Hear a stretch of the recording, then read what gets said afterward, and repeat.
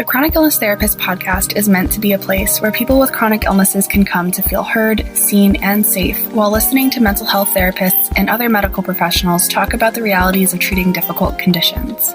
This might be a new concept for you, one in which you never have to worry about someone inferring that it's all in your head. We dive deep into the human side of treating complex medical conditions and help you find professionals that leave you feeling hopeful for the future. I hope you love what you learn here, and please consider leaving a review or sharing this podcast with someone you love. This podcast is meant for educational purposes only. For specific questions related to your unique circumstances, please contact a licensed medical professional in your state of residence.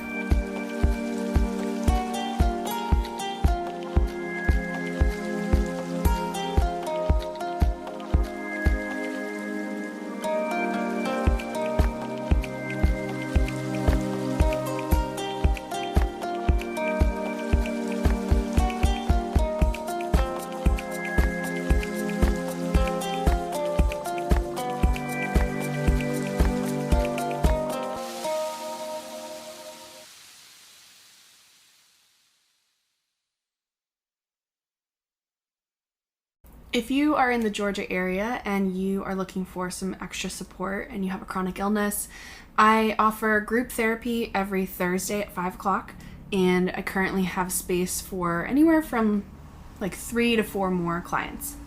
This group is for young adults who are currently trying to figure out things like school or new jobs or, how their illness is going to progress and fear that comes around that. I do a lot of pain psychoeducation, and as a group, we discuss what we're experiencing, what we're feeling, and we kind of process that in a way that provides a level of personal understanding and community, which, as you might know if you've been listening to this podcast for a while, I really, really believe in the healing power of community. I also have a group for teenagers. This requires parent participation, so if you have a teen with a chronic illness, the group will be this summer, dates to be determined based on interest, so please email me if you are interested. The teens will attend 8 groups consecutively each week, and parents will have 4 different group sessions with each other, again around pain, psychoeducation, and ways that you can communicate better with your teen. It's just a really difficult time to communicate as it is, so then you throw chronic illness on top of it, and it's really not a fun time for anyone, so I'm offering that support as well. If you are a resident of Georgia, both of these groups are open to you. They will be virtual, so it doesn't matter where in Georgia you are, but my license only allows me to do therapy with people in Georgia. And for people not in Georgia, I'm starting a new membership for people who are just kind of looking to learn the basics of acceptance work. What does it mean, and what skills can help you lean into acceptance? We talk a lot about acceptance on this podcast and what it is and what it isn't, so I won't repeat that all here. But if you'd like to sign up for this membership, I'm still kind of figuring out exactly what it's going to entail, but I know it will at least have videos, training videos, and a transcription with each video, as well as some worksheets when applicable. And eventually the goal is to have a community where people can chat with each other, and kind of like a Facebook group, but I don't think it'll be on Facebook. I think it'll be on a different platform. So I'll keep you updated on that. If you're interested in learning more about that as I learn more about it and exactly what it's going to be, then sign up for the email list, and the link will be in the show notes. And I won't spam you with lots of emails, but just updates about what's going on in the membership and what it all entails. So thanks. Nadya Clontz is a licensed professional counselor who earned her Master's of Science in Clinical Counseling Psychology from Brunel University. She's been providing individual therapy at Empower Counseling Center in Spoonie, Georgia, since her transition to private practice in February of 2020. She meets with her clients virtually for safe, effective treatment from comfortable spaces and welcomes company of all furry friends. Nadya provides trauma-focused care via EMDR and somatic approaches to help clients cope with navigating life with chronic health concerns, pain, and complex trauma. She is LGBTQIA plus affirming and pledges with the Gender Affirming Letter Access Project, where she offers free assessments and letters of support for those seeking gender affirming surgeries and navigating potential barriers to care.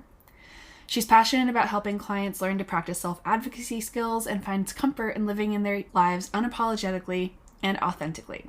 As a fellow Spoonie, Nadya has personal experience in navigating the ongoing grieving process associated with chronic illness and pain.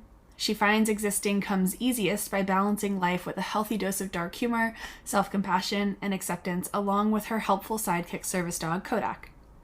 Additionally, she feels passionate about her activism with her profession and aiding other professionals in building cultural awareness and sensitivity to break down implicit biases and covert ableism within the healthcare field. Well, thank you for being here. I appreciate you being here. Why don't you start by telling us a little bit about where you practice and who you work with and things like that? Sure. So I work at a private practice in Sewanee, Georgia called Empower Counseling Center.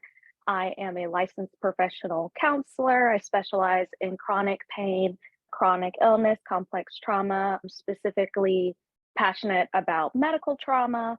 I utilize EMDR for trauma, as well as some like somatic pieces and good old mindfulness and some DBT thrown in there as well. Awesome. And today, I know I really want to start off by talking about the pain scale. This is something that all of us have experienced multiple times. A doctor, even therapists, even your friend, your mom, your partner, like, oh, well, like, what's your pain level today? What are your thoughts on the pain scale? I am not a fan simply because of how subjective the pain scale is. You know, the 0 to 10 pain scale, it's like, well, who's 0, who's 10, mine or yours? How do I classify that pain? How do I describe it? Any scale is developed for research purposes. And how do you research something so subjective? And I hear a lot from people within the community that anytime they say, off the scale, a nurse or a doctor may reply, well, the scale only goes to 10. And then, the way that can impact the patient being embarrassed or feel shamed and stuff like that. How do you quantify something as subjective as pain? Yeah, or even just the fact that if your doctor's asking you, like, well, what's your pain scale? Well, why? Like, what are you trying to determine through a number on a scale that is completely arbitrary? Can you just ask me what I need instead? Or have a different conversation with me? If the question is like, oh, you're in a level 10 pain, that means I'm giving you X medication, or that means maybe that's even a way for you to think, oh, you're exaggerating because you can't possibly. I mean, I have a few different clients with kidney issues, and I'm realizing that there is a theme with kidney issues and doctors and pain. It's just it's terrible. Like, they have told my clients, like, there's no way you can be feeling this pain. There's, so what does this scale, like, it's about informed consent too. Again, if you're asking me what my number is on a scale, you should probably be telling me why you're asking that too. Yeah. And for that reason, I tend to prefer, when we're talking about pain, specifically focusing on how it impacts someone's functioning. I feel like that is much more inclusive of the total picture versus, oh, my pain is such and such number, because everybody's definition is different. So if we're looking at how it impacts your functioning and how it impacts your life, I feel like that sets you up for better treatment and management of symptoms. Yeah, that makes perfect sense. What are some other issues with the pain scale that you can verbalize for us? It's difficult because I feel like as a whole, it's also problematic because of implicit biases and how we as humans tend to interpret what we're hearing based on what we're seeing. So if someone's nonverbal communication or cues or whatever it might be doesn't match what the provider feels like should go with said number, that can set the stage for gaslighting, and then medical trauma as a whole tends to come along with that as well. How do you feel like that makes people respond in response to knowing that I need to look a certain way in order for you to believe me? What does that often lead to? Well, I think it leads to chasing our own assumptions. So, for example, there's there's really no way to win, because you have some providers that say, "Oh, if you're not crying, your number cannot be that high." While others may see those tears and be like, "Oh, you're just seeking medication."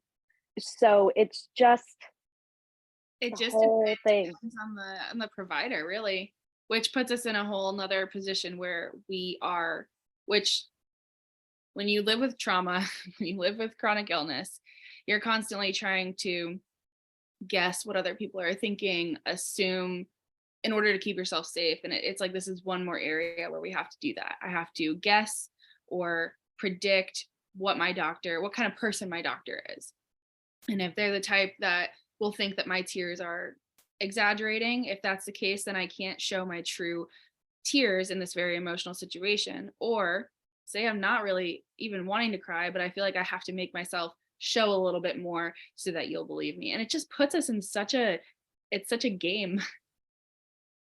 Yeah, and we live in a culture where we're supposed to seem fully able. So we develop these like really great skills of masking. And sometimes going into the doctor is so anxiety inducing that we do throw on that mask. So if we pull down the mask and we allow those emotions to come out, sometimes it's harder to shove those emotions to the side later, which can result in exacerbation of physical pain or other medical symptoms. So it's such a complex issue when it comes to how we cope on the day to day. What are some of your go-to kind of, it is complex and it is situation dependent. So this is a very vague question, but like, what are some of your go-to coping skills for managing? I guess we could make it more specific. What are some coping skills for getting in tune with your body? And I'm asking this because we're talking about the pain scale, and usually it's like, what's your pain level, 1 through 10? And it's so arbitrary and so vague and it doesn't mean anything. So how do you work with clients in getting them to be a little more in tune with what's happening inside? So it's funny you ask, because one of the EMDR training that I've had is somatic and attachment focus. So it does go into quite a bit of really going through examining like what you're feeling in your body. So there's something called a body scan, where you go from head to toe, identifying areas of discomfort or pain, identifying what kind of pain it is. Is it sharp? Is it stabbing? Does it throb? Is it dull? Is it achy, et cetera, et cetera. So that would be the start, is just kind of going through and scanning your body and kind of like picking up on those discomfort or pain points or whatever it might be, would be probably the easiest first step. Yeah. And how does that help people? How does it help people emotionally, physically? What is the benefit of doing? Well, when it comes to trauma is often expressed physically. So by doing that, you can pair you can develop some insight on what emotions you're feeling and how that connects with these various bodily sensations. So, for example, if someone is anxious, I might have them see where their breathing starts and stops. It often is either in the chest or even in the throat. And then you kind of move into, okay, well, I want you to connect with a happy experience so you can connect with those positive emotions and then see where your breath shifts. I think a lot of times also when our breath is not going all the way down to our diaphragm where it needs to be, that also coincides with a lot of like muscle tension, especially like shoulders, neck, and all of that. So, really kind of aiding in the awareness that breathing also kind of connects with different types of pain and like muscle tension and that kind of stuff. Yeah, and what would you say, like, so bringing awareness to these different areas, and even awareness to like what do you feel when you're actually in a moment of joy or a moment of happiness? What is the what is the main reason we're trying to do that with clients? Like, what are we helping them accomplish by tapping into that?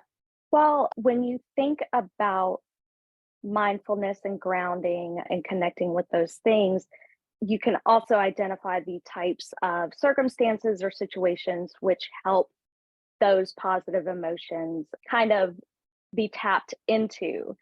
And so, by identifying these positive experiences or situations or coping mechanisms that you find you feel that kind of peace in, and kind of tracking that connection, that can help them limit their exposure to those types of stimuli that create the opposite of the desired effect. By identifying the negative experiences, they can then make the active choice to stay away from those things and start to really focus on living their life in a positive type, as positive as possible type of way. Yeah, I think it's so important because, right, like usually when people think about therapy or just even like any kind of self-help like book, or it's always about like a lot of times it's like choosing, making this choice, and it only talks about your thoughts, like what are your maladaptive thoughts or what are your core beliefs, and it's like, one, a lot of times we don't even really know. They're so unconscious. And then two, I mean, I think everything is bi-directional, but I think a lot of times our thoughts are created after a sensation happens in our body. So there's, especially if you go back to childhood, like there are certain things that happened in your body, like in your environment, that would create either a tension, or, and these are all very normal things that like happen in our bodies, either tension or expansion or hot or cold, or, and as a young kid you start to make these associations where it's like, oh, tension, and tension only means fear. So then you grow, you have these experiences where it's like, okay, every time I'm tense, now my brain gives me a story of like why I'm scared, even though there was nothing to be scared of. And it's like literally just maybe like the wind blew too cold on you and your body tensed up, but now your anxiety kicks in because it only knows that tension equals fear. So I like the way you explained it, because it's like, I don't remember exactly how you said it now, but yeah, we're paying attention to our body so that we can then become aware of what's actually happening. And then we get to make an informed choice rather than just tension, fear, react. Yeah, and people with chronic pain and chronic illness become so unfortunately skilled at enduring suffering that a lot of times it just becomes second nature for us to, like, yeah, okay, I'm uncomfortable, but this is my expectation in this situation. I have to do chores around the house instead of take a break because I don't want to be a burden. I have to go into work because I don't want to burden my coworkers. Or, with therapists, we hate canceling. So it's like, I find that that fear of being seen as a burden often pushes us past our limits, and we ignore those bodily sensations in order to meet whatever expectations we feel are put on us. Yeah, I mean, we've definitely talked about this in the podcast before, so I won't repeat too much, but it stems back to school age. You have to raise your hand to go to the bathroom, and then you still might even be told no. Like the teacher might be like, no, it's time, you have to wait, like it's not bathroom time yet. It's like bathroom time, like my body doesn't know that at 12 o'clock it's time for the bathroom. We're taught so early to ignore what our bodies need and to push through, which again, going back to the pain scale and how subjective it is, it's like, yeah, if I'm used to constantly shoving things down, I might come in and tell you I'm at a level 3, but like I can barely get out of bed every day. 100% agree. We are raised from a very young age to feign like being fully abled and having no issues and being a cog in the capitalist system. You know, this society was not built with people with disabilities in mind. Yeah, no, absolutely. And I know maybe we can get a little bit more into gender differences. I have some thoughts around not only like was it not designed for people with any type of disability, but it also was not designed for women with fluctuating hormone cycles and bodily needs. So yeah, maybe we can talk a little bit just about implicit biases that we have about pain and some of the gender differences. Mhm. So for example, studies show women are more likely to be dismissed and labeled as emotional, and less likely to receive opiate pain management than men. And women may be more likely to be referred to mental health care instead. Can you give us some of your thoughts on that? Yeah, it goes back to medical education and the history of research. So, kind of like a work day, you know, that 9 to 5 is built around a man's 24-hour hormone cycle. Medical studies and medical research has heavily been done on men. And we know that not only is everybody different, but women having or AFAB people having these organs, these reproductive organs that can come with a lot of issues, and hormones can also impact just any kind of illness or pain experienced on a daily basis. It's so often the assumptions made by medical providers are made off of the research that's been done on men versus women, which then leads to poor treatment or poor understanding or those assumptions. Well, it's like, well, this doesn't show in the research of medical history, so I don't see how this could be due to XYZ. It's got to be in their head. Hello, medical gaslighting, you know, and the history of the hysteria diagnosis and all of that. And it's like, sure, emotions can absolutely express in a somatic way, but it's a chicken or the egg. Which came first? How do you know? You need to do thorough testing, refer out to other medical providers and specialists versus just sending them off to see a therapist or a psychiatrist. Yeah, absolutely. I mean, I mentioned bidirectional earlier, and the chicken or the egg question. Yeah, is it? Honestly, I have clients coming to me all the time recently, as of recent. Like, I think because there's a lot more talk right now about a lot of like somatic therapies and even like talk of like curing chronic pain and things like this, and people are hearing this stuff, and people are actually much more willing, I'm finding these days, to come to me saying like, actually it is all in my head, like, can you help me? And I'm Mhm. like, it's not all like, it's not all Yeah. in your head. It's like there's an experience that you're having, and then there are all these emotions that can exacerbate physical symptoms, which is very, very real. Like, we know that stress increases cortisol. Why is it so hard to accept that stress or emotions would increase pain receptors in your body without then saying like that means it's quote in your head? So Mhm.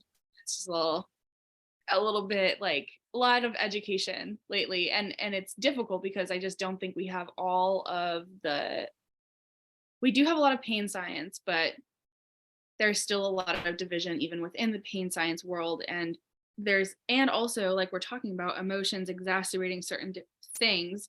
Different things are true for different people. So there's different theories and different techniques, and some people might feel like they're broken if one didn't work for them. Oh, this is clearly like my issue, and it's like, no, like we're all so individual. There's no way every technique is going to work. It's not going to work for every person. So another problem, I guess, back to the pain scale is just how subjective this experience is, which we've been talking about. But again, for women too, like obviously I think you grow up hearing, or for when you mentioned AFAB earlier, so I just wanted to define that for the audience, assigned female at birth. And I don't know about you, but I grew up hearing like, oh, literally like, are you on the rag was always how it was said. Like, oh, are you on the rag? It's just so like, and the way it's said is so demeaning and so like, oh, you're like, what's wrong with you? You're like, and yeah, I'm sorry, I'm being a human. My body is like going through a process here. We're physically, our muscles are physically and tendons are physically weaker when we are menstruating. So it would only make sense that you'd be more fatigued, have less, but instead we kind of, yeah, we want to push through and act like there's nothing off.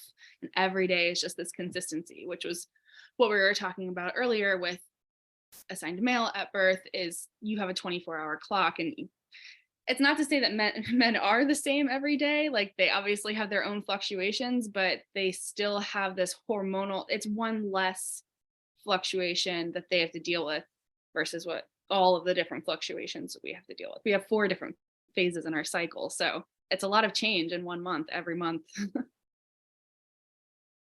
Yeah, and not to mention that our inflammation is also more likely to be at an elevated level when we are menstruating as well.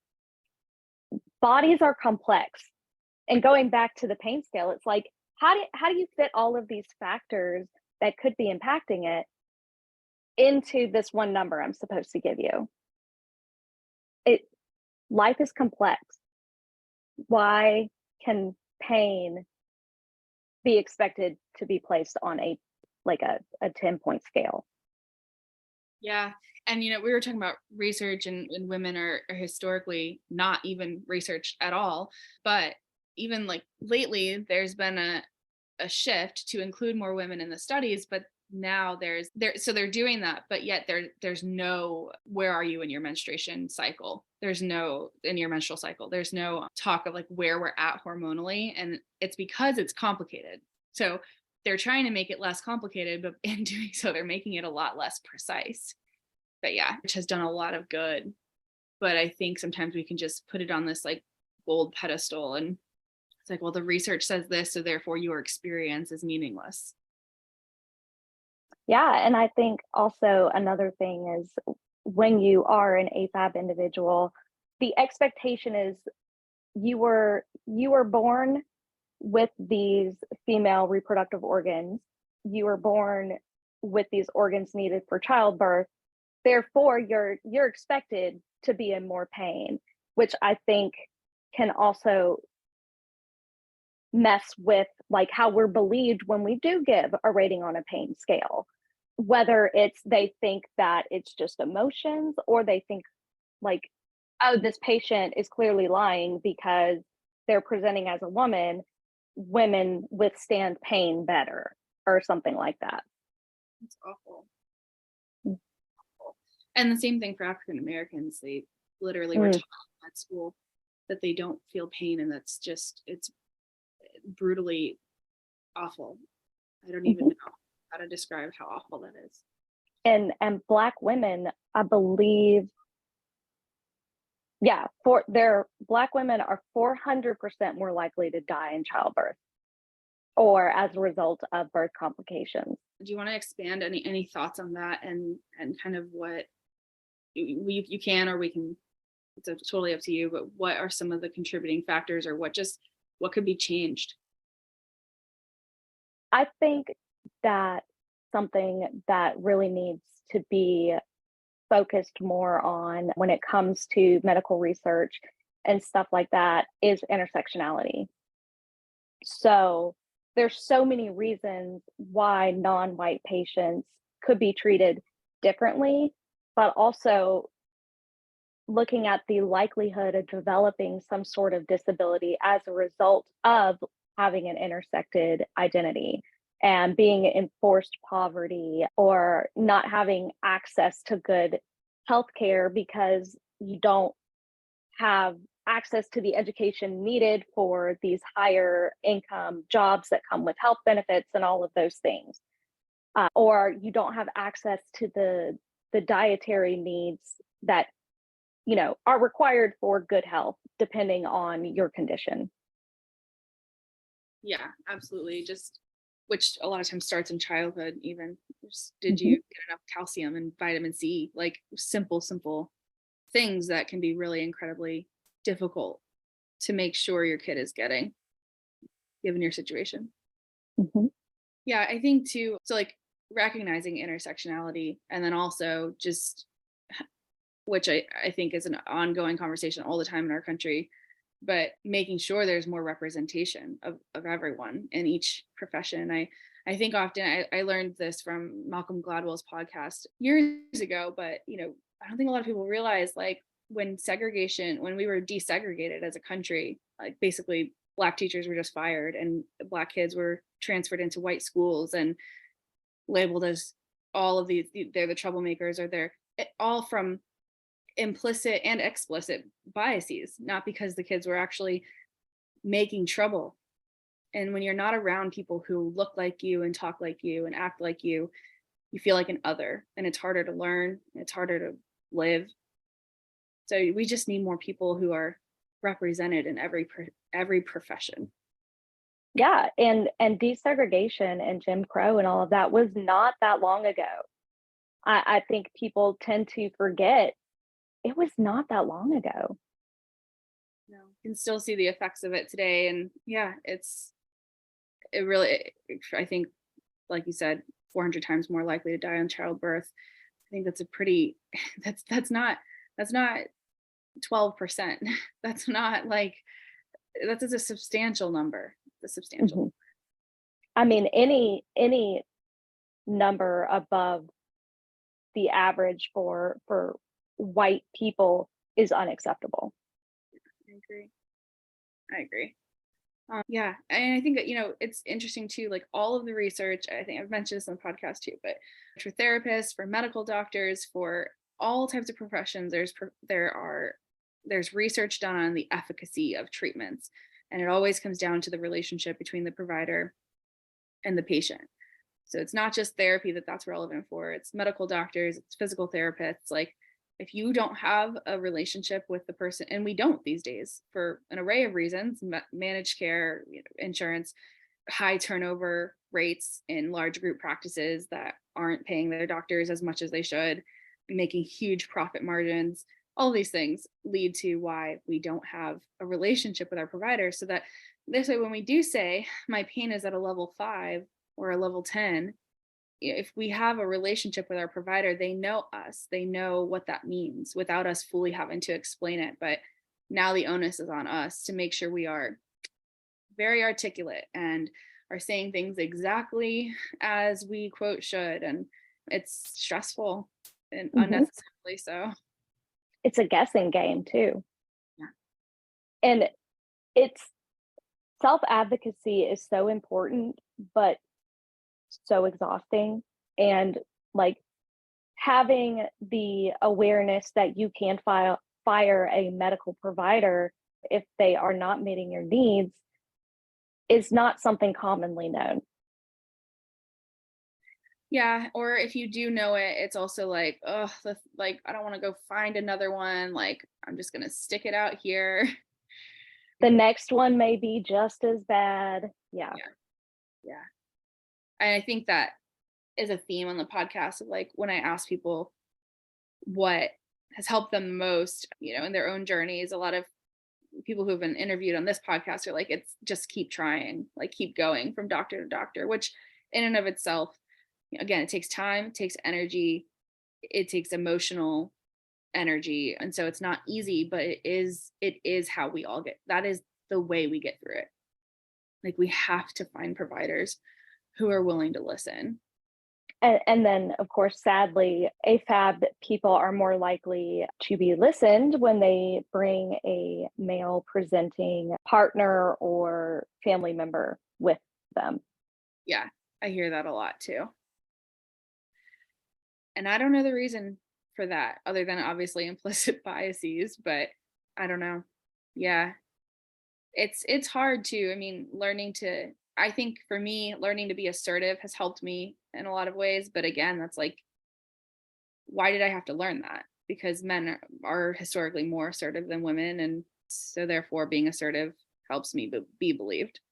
And I think also as counselors and as therapists or social workers, we recognize that the client is the expert and we help people, own their power. So it puts us at a unique position to be able to advocate for ourselves because we have the education that not everyone has. We understand that you believe the person the first time, which then, it just sets us up to have more success at advocating for ourselves as a whole, ideally.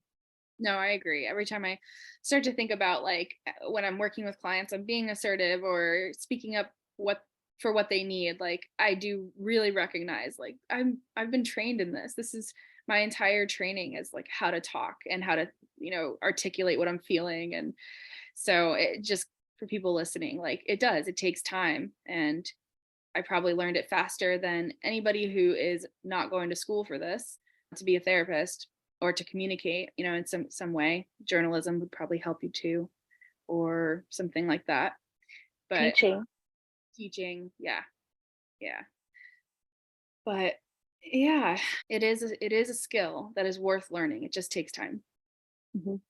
And it is heavily influenced by trauma as well, Mhm.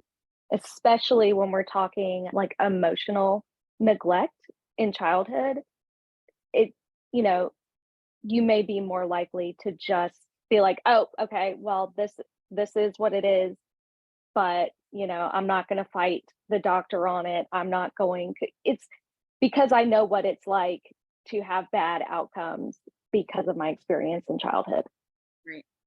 Right. Or even if you lean more towards the fighter side of things, maybe you fight a little too quickly and now your doctor's like not on your side anymore. It really does come down. This is why therapy with people with chronic illness is so important and why it's so closely tied to your childhood experiences. It's not that, you know, I mean, we know from ACEs that early childhood experiences so much increases our risk of having a chronic illness. But again, it's not that the trauma is like at fault and then therefore you're going to a therapist because it's all in your head and now you're trying to reverse that. It's just more so like there are so many maladaptive coping mechanisms that we formed that continue to hurt us as adults. They made us safe as kids and they harm us as adults. So Mhm. that's what a lot of my work looks like in session. Yeah, and that's the approach with the EMDR that I was trained in as well is, you develop you overdevelop certain skills and then as a result have underdeveloped other skills, which get you where you need to go and then start causing problems Right. when you're an adult on your own and all of that good stuff. Yeah, definitely. Does anything else feel important about this conversation that you want to share today? Oh, age. Mm, So oftentimes for AFAB individuals, like for example, autoimmune diseases love to show up early 20s, childbearing ages, when you're the picture perfect idea of good health. And I think that that also goes into being believed and taken seriously by doctors. And then let's see, comorbidities. I think that's also important is people with history of substance use concerns are often less likely to be taken seriously, labeled as drug seekers, when their pain is just as important. Their struggle is just as important, and they deserve pain management in whatever way, despite having substance use history. That's also another big one. I think it's such a tricky conversation because, yeah, I mean, even to think about, well, why is someone seeking out drugs? Who, like, especially for we've learned in this, I think in this country that everything needs to be like fixed with a quick pill, and Mhm. so the idea of social support and being cared for and having community and all of these things that we know are really, really healing, that's just not even an option for a lot of people. So when we go to the doctor and then that's the only tool that you've been given as a doctor, it's just like we've been set up in this system. We're just set up. Mhm. Yeah. Any last thoughts that you want to leave people with today? Any words of advice or hope or just like something that kind of keeps you going? So, one thing I think is important when we're talking about implicit biases is my favorite recommendation for people who have relationships with someone with chronic pain, as well as like healthcare providers, is when someone tells you what their pain level is, believe them, even if the presentation challenges your own perceptions. They are the only ones that know how they feel. It's better, often, if not always, to believe them to get them the right treatment than to just say, oh, go see this mental health counselor, or oh, it's just emotions, or whatever it may be. It's so important to just believe them when they tell you what their experience is, because only they know.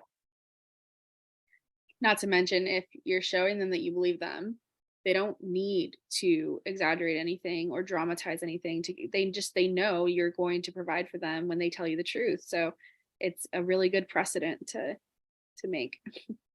Yeah, and a great resource to kind of identify where you may have implicit biases is the implicit bias testing on the Harvard website for free for all types of marginalizations, including people with disabilities, age, sex, race, etc. Yeah, thanks for sharing that resource. I'll put a link to that in the show notes. Anything else come to mind before we hop off for today? Just, I would say, for people out there that may be listening that struggle with chronic pain and chronic illness, your experience matters just as much as the next person. You deserve to be listened to. You deserve to be cared for. You deserve proper treatment. And it's okay to, that's so cheesy. It's okay to not be okay. Like, it's okay to take a rest. There's no such thing as laziness. The Laziness Lie is something that is also a great read. The term laziness it's always being used to oppress people. Yeah. And you don't deserve that.